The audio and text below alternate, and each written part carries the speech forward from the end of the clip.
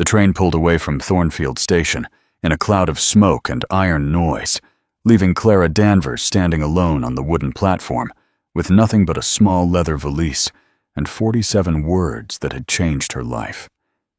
She did not cry. She had learned long ago that tears did not fix anything. The platform creaked beneath her boots as the last car disappeared into the burning orange horizon. The air smelled of coal smoke and hot metal. Red dust clung to the hem of her faded calico dress. The world felt too big, too quiet, too empty. This was not St. Louis. There were no brick buildings pressing close together, no river smell, no mill whistles, only wide sky and open land stretching in every direction like something endless. Clara reached into her pocket and unfolded the letter for the 100th time. Dear Miss Danvers, I am a man of few words and fewer graces, but I am honest, and I will be good to you. The West is hard country, but there is beauty here if you know where to look. I have land, a sturdy house, and need of a companion. If you are willing to take a chance on a stranger, I will meet you at Thornfield Station on June 14th. Respectfully yours, Mercer. June 14th. Today. And yet the platform stood empty. The station master, an older man with tobacco-stained fingers and gray stubble along his jaw, squinted at the letter like it offended him. Mercer, you say? Yes, sir. He scratched his chin. Silas Mercer owns the Star Ranch, biggest spread between here and the territorial line. Clara's heart lifted. Then he added, But I ain't seen nobody from Star Ranch today. Not yesterday, neither. The hope inside her folded in on itself. You sure about the date? He asked. She checked her mother's brass watch, the one she would never sell, no matter how hungry she got. June 14th. The hands ticked steady and certain. I'm sure. The station master gave her the slow shrug of a man who had seen too many women step off trains with too much hope in their eyes. Could be ranch work held him up. Could be tomorrow. Could be. Clara folded the letter carefully. Waiting had been her whole life. Waiting for money. Waiting for her mother's coughing to stop. Waiting for something better. She was done waiting. How far to Crestwood? She asked. 10 miles west. Road ain't friendly after dark. Is there a shortcut? He studied her thin frame, her worn dress, the single bag at her feet. Then he sighed. Saddleback Canyon. Cuts off 3 miles. Follow the creek till you see a split rock shaped like a broken tooth. Bear left there. I thank you kindly. She picked up her valise. Everything she owned fit inside. 2 dresses, a wool shawl. Her mother's herb journal filled with pressed leaves and careful notes. A faded photograph of a life that no longer existed. The canyon swallowed her within the hour. Red stone walls rose on both sides, holding in the heat of the dying day. The creek whispered over rocks. No wagons, no riders, no voices, just silence. What kind of man does not meet his bride? The letter had been careful, honest, 47 words that promised steadiness. She had staked her whole future on them. Then she saw the horse, a tall chestnut standing in the path, reins trailing in the dust. Foam crusted its neck. Its sides heaved like it had run hard. No rider. Clara stepped closer. Easy now. That was when she saw the blood on the saddle. Dark. Too much for a scratch. Her stomach dropped. The trail of disturbed earth led toward a fresh rock slide spilling from the canyon wall. Stones scattered across the path like broken teeth. She could have mounted the horse. She could have ridden to town. Instead, she climbed over the rocks. A hand stuck out from beneath a slab of granite. Broad palm, calloused fingers, a silver ring. Clara dropped her valise. The man lay half-buried, face turned away, chest rising shallow and uneven. Blood matted his dark hair. His leg was pinned beneath a heavy stone. He was alive. "Mister," she whispered, kneeling beside him. "Can you hear me?" No answer. The sensible voice in her head told her to ride for help. And her mother's voice told her something else. When you see someone in need, you do not walk past. Clara rolled up her sleeves. She pulled the smaller rocks away first. Her fingernails split. Her palms scraped raw. The large slab refused to move. She braced her shoulder against it and pushed until her arms trembled and her vision blurred. The stone shifted. She pushed again. It slid just enough for his leg to come free. She collapsed back, chest heaving. His gray eyes opened, winter gray, sharp even through pain. "Water," he rasped. She found a canteen on the saddle and lifted his head gently. He swallowed, coughed, swallowed again. "There's a cabin," he murmured weakly. "Half-mile. Follow the creek." Then he went limp. Getting him onto the horse nearly broke her. Dead weight, twice her size. She dragged, lifted, shoved. But her boots slipped in the dirt. Her arms burned. Her breath tore in her chest. But somehow she managed, one step at a time. Leading the horse through fading light. The cabin appeared like a shadow against the hillside, small, forgotten, but standing. Inside smelled of old wood and cold ash. She lit a candle, found kindling, built a fire with shaking hands. She cleaned the gash on his forehead with strips torn from her petticoat, heated water, crushed mugwort and yarrow from the creek bank, just like her mother had taught her. The fever came fast after dark. His body burned. His breathing turned ragged. He muttered names she did not know. Clara did not sleep. She cooled his skin, fed the fire, changed the bandages, prayed under her breath when the shaking grew violent. I'm here," she told him, when his hand clamped around her wrist in delirium. By dawn, the fever broke. He opened his eyes as pale light filled the cabin. "Where am I?" he asked. "Safe," she answered. He studied the fire, the bandages, the torn fabric. Then her. "You did this?" She nodded. "Name's Eli," he said, after a pause. But when he said it, his eyes shifted away for just a heartbeat. And Clara knew. The man she had dragged from the canyon was not telling her the whole truth. Outside, the creek kept moving. Inside the cabin, something had begun that neither of them yet understood.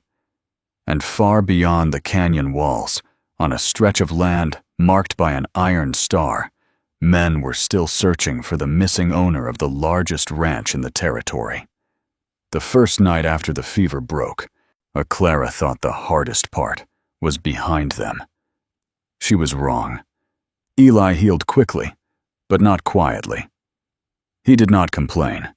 He did not ask for much. He simply watched her with those pale gray eyes that seemed to measure everything. She changed his bandages each morning by the firelight. The swelling in his ankle slowly faded from deep purple to dull yellow. The cut on his forehead closed clean, leaving a thin, angry line that would scar. On the third day, he tried to stand. Clara was grinding yarrow in a wooden bowl when she heard the scrape of boots against the cabin wall. She turned just in time to see him push himself upright, jaw clenched tight. "What do you think you're doing?" "Seeing if I still can." He shifted weight onto the injured leg. His breath caught. His face drained of color, but he did not fall. You're stubborn," she muttered, moving to steady him. "That's not the same as broken." She helped him sit again. His hands trembled slightly, though he tried to hide it.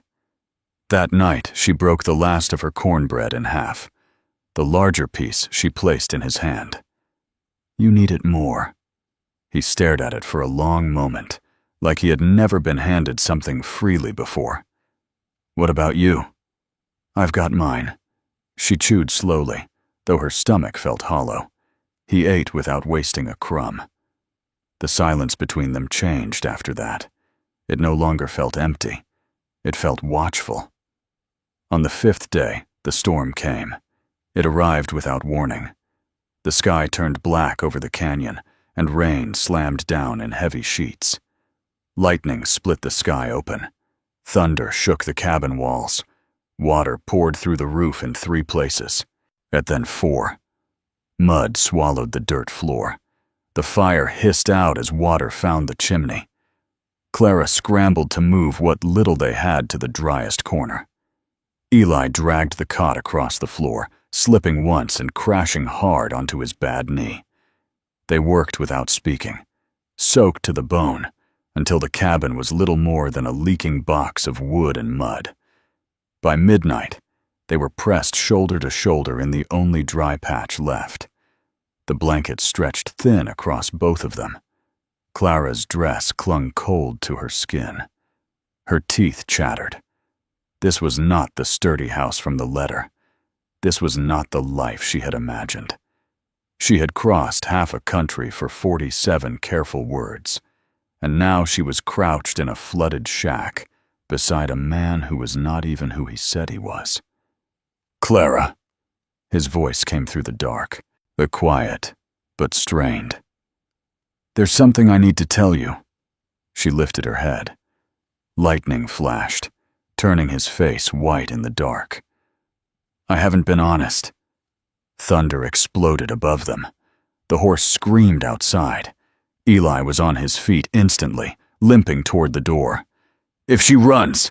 He vanished into the storm before she could stop him. Clara stumbled to the doorway. Lightning showed him fighting through mud, reaching for the horse's reins as the animal reared in terror. He slipped and went down face first in the muck. The horse's hooves struck the ground inches from his head, but he did not let go. He held on until the animal settled, until the reins were secure, until both of them were shaking, but standing. When he came back inside, mud coated him from head to toe. She handed him the blanket. "Well, what were you going to tell me?" she asked. He did not meet her eyes. Not tonight. She studied him in the flicker of dying embers. Shame was written plainly across his face. The next morning, the storm was gone. The cabin was ruined. Water stood in shallow pools. Their belongings were soaked. The roof sagged dangerously. Eli stood by the door, staring out at the washed, clean world. "We need to leave," he said. "Leave? This place won't hold another storm." "And go where?" He hesitated. "Somewhere I need to take you." She looked at him carefully. "Trust me," he said. She thought of the canyon, of the fever, of the storm. "Yes," she answered. "I reckon I can." The horse carried them both. Clara sat in front. Eli's arm rested around her waist to steady her. They rode out of Saddleback Canyon and into open land that stretched wider than she had ever imagined. Rolling grass. Endless sky. 2 hours later, a rider appeared over a distant rise. A young man on a paint horse. He rode toward them fast. Eli's arm tightened slightly. The rider pulled up 20 feet away, dust swirling around him. "Mr. Mercer," he said, touching his hat. Clara's breath stopped. "We've been looking for you, sir. Whole outfit's been searching since Tuesday." Mr. Mercer. She turned slowly. Eli was not looking at her. "I'm fine," he said calmly. "Had trouble in the canyon. This woman found me." The rider nodded respectfully. "Yes, sir." "Sir." The word landed heavy. They passed 2 more riders. Each one tipped his hat. Each one called him Mr. Mercer. The land ahead slowly revealed itself. And not a small ranch, not a modest homestead, but a vast spread of buildings stretching across the horizon. A main house with a wide porch, a barn larger than any building she had ever seen, corrals, bunkhouses, fences running like lines across the earth, and above the gate stood a black iron star. Star Ranch. The horse stopped just inside the entrance. An older man came running from the barn. "Silas!" he shouted, tears cutting through the dust on his face. "Sweet mercy, we thought you was dead!" Silas. Clara slid from the saddle slowly. Her boots hit the packed dirt. She felt steady on the outside. Inside, something cracked. "Silas Mercer," she said evenly. "The man who wrote me those letters." He met her eyes. "Yes." "You knew," she whispered. He did not deny it. "You let me tell you everything. My mother. My past. Well, why I came west. And you never once said who you were. I was going to tell you." "When?" Her voice rose before she could stop it. "After I gave you half my food? After I carried you to that cabin? After I trusted you?" "I needed to know," he said quietly. "Know what?" "If you were real." The words hung between them. "You tested me." "Yes." Anger burned hot in her chest. "And what did you decide?" He swallowed. "You gave me half your cornbread when you thought I had nothing. You stayed when you could have left. You saw a man in need, not a ranch, not a fortune." He stepped closer. "You deserve better than a man who hides behind lies." She stared at the house behind him. White porch railings, curtains in the windows, a room prepared upstairs for a bride. "I need time," she said finally. He nodded once. "I'll wait." The sun dipped lower behind the ranch buildings. Clara looked at the iron star above the gate. She had come west believing she was chasing safety. Instead, she had found truth, but truth had come wrapped in betrayal.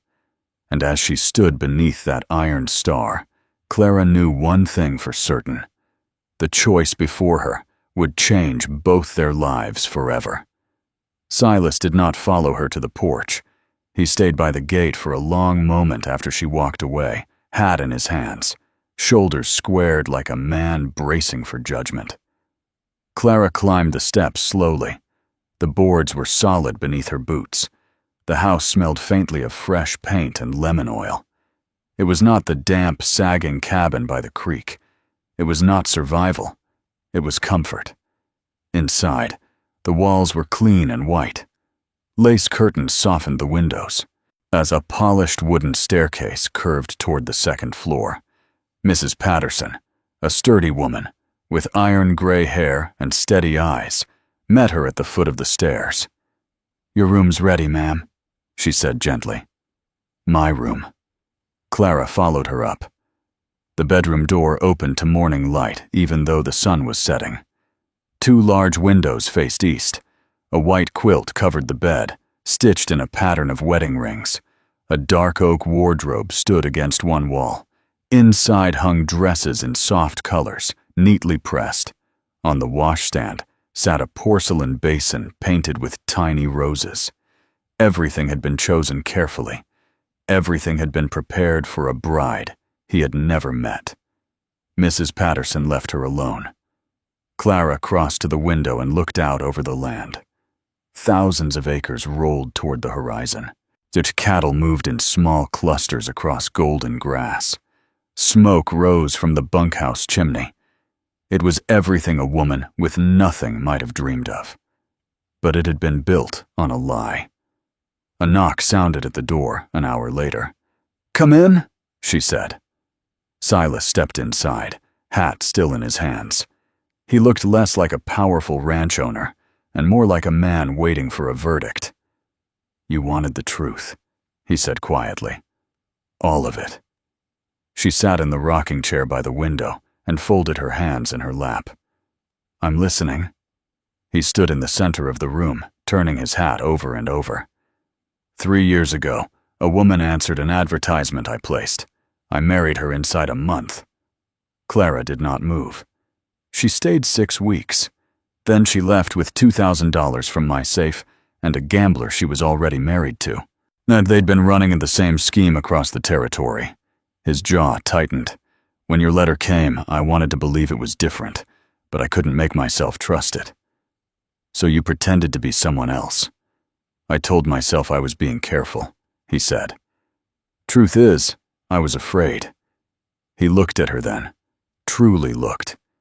In the canyon, when I woke and you didn't know who I was, I saw something I hadn't seen in years. You helped me because I was hurt, not because of this ranch, not because of money. He took a step closer. I should have told you the first morning in that cabin. Yes, she said simply. I should have trusted you. Yes. Silence filled the room. I don't know if I can forgive you, she admitted. He nodded slowly. I know. The honesty in that answer settled differently than his earlier lies, and she stood and walked to the window again. You asked me once what I wanted from the man who sent for me, she said. I told you a roof and 4 walls. And that wasn't the truth? Not all of it. She turned to face him. I wanted to matter. To someone. Her voice did not tremble. In that cabin, before I knew who you were, I mattered. Not because of your land. Because of you. His breath caught. The cornbread, she continued softly. When I gave you half, you looked at it like no one had ever given you anything freely before. He swallowed. That's when I knew something had broken in you long before I ever arrived. She stepped closer. You thought money would protect you from being fooled again, but it only built walls. His shoulders sagged. I was wrong. Yes, she said again. They stood facing each other, but close enough now that she could see the fine lines at the corners of his eyes, the weariness beneath his strength, the fear he was trying hard not to show. I cannot promise forgiveness tonight, she said. Trust doesn't come back because someone asks for it. He nodded. But, she added, I am willing to see if it can grow. Hope flickered across his face. It may take weeks, maybe months. I'll wait. She studied him for a long moment. Those 47 words in your letter, were they true? Every one.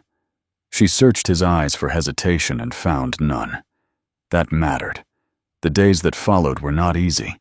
She did not move into his room. He did not assume she would. She learned the ranch slowly, the rhythm of cattle drives, the smell of fresh hay in the barn, the sound of boots on porch boards at dawn, while he asked her opinion on small matters. Where to plant herbs near the creek, whether to repair a section of fence or replace it entirely, how to treat a ranch hand's infected cut using mugwort. She had shown him.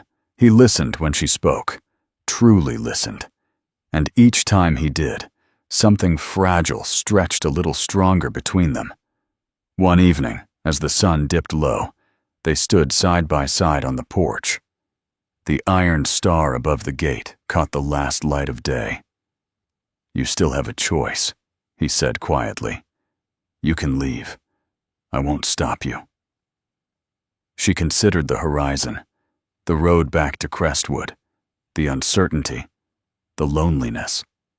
Then she looked at the ranch hands laughing near the barn, at Mrs. Patterson hanging laundry in the yard, at the wide sky turning gold. I came west looking for a place to belong, she said. And have you found it? He asked. She turned to him. Belonging isn't land. It isn't money. It's whether the person beside you chooses to stand there tomorrow. He did not reach for her. He waited. She stepped closer first, not touching, not yet, but close enough that she could feel the warmth of him beside her. I am not forgiving you tonight, she said softly, but I am staying. Relief washed over his face like rain over dry earth.